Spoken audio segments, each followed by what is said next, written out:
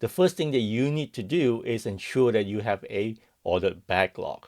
Now, ordered as in 1, 2, 3, 4, 5, and notice that I don't say prioritize backlog.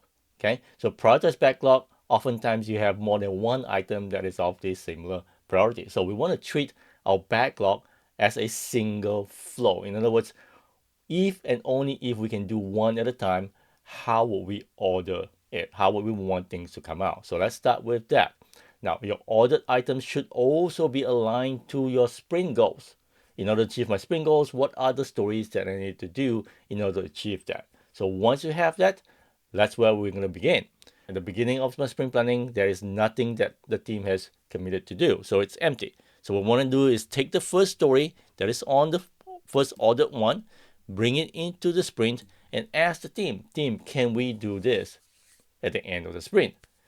Since it is the only story in there, the answer should be yes. Everybody on the team should basically say, yes, we can definitely do this. Now, as part of the conversation, also, you might have team members saying, well, who's going to do story number 1? And in this instance, it's okay if I have people saying, hey, maybe, example here is, team members, the first person and second person, or maybe the fourth person. Okay, yeah, we'll work on story number 1, and that's okay.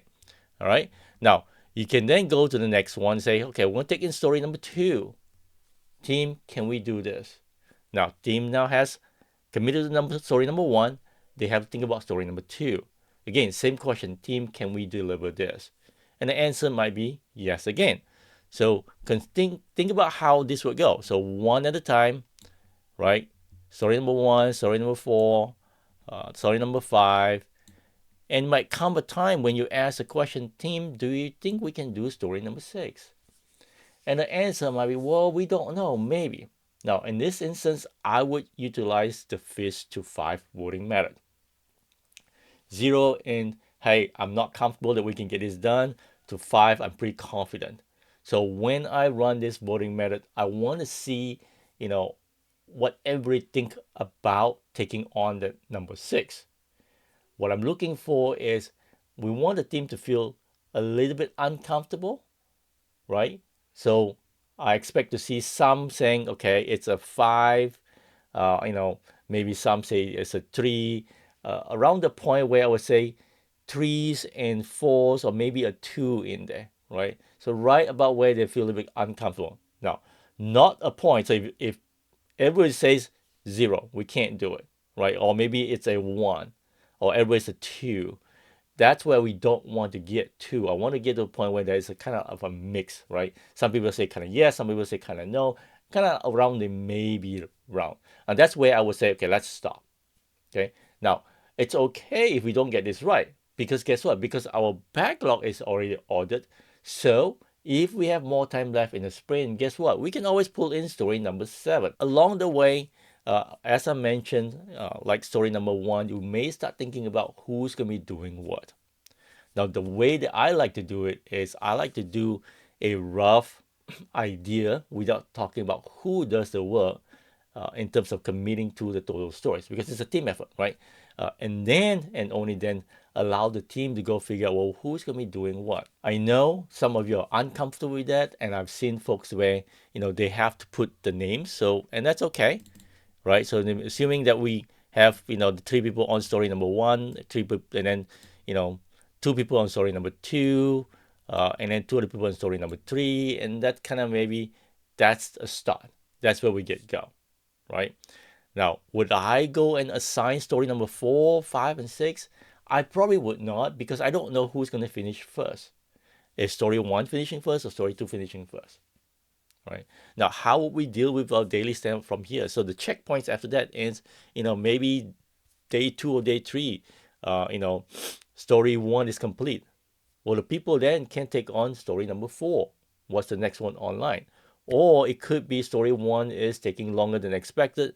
Then the team member in story 2 might have completed it. Then they turn around and say, hey, do we need help in story number 1? So that's kind of how that would go. So think about your sprint planning. So for me, this is a simple way of doing sprint planning. I do not think about velocity in any way whatsoever, other than am I comfortable using the fist of 5.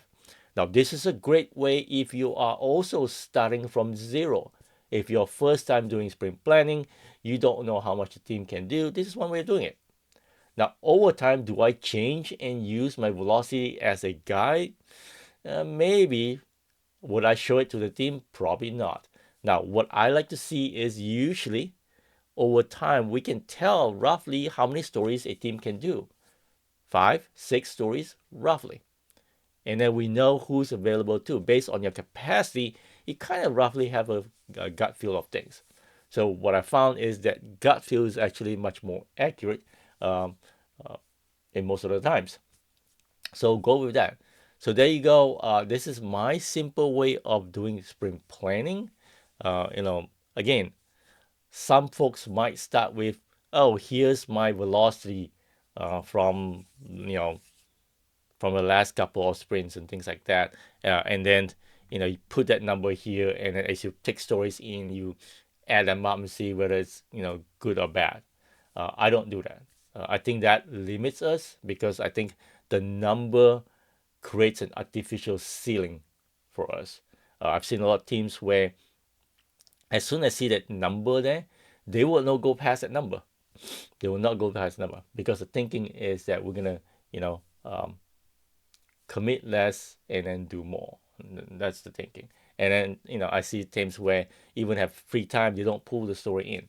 Now the conversation can go in such a way that when you get to story number 6, for example, where teams are feeling uncomfortable, there may be conversation around complexity or sizing of it.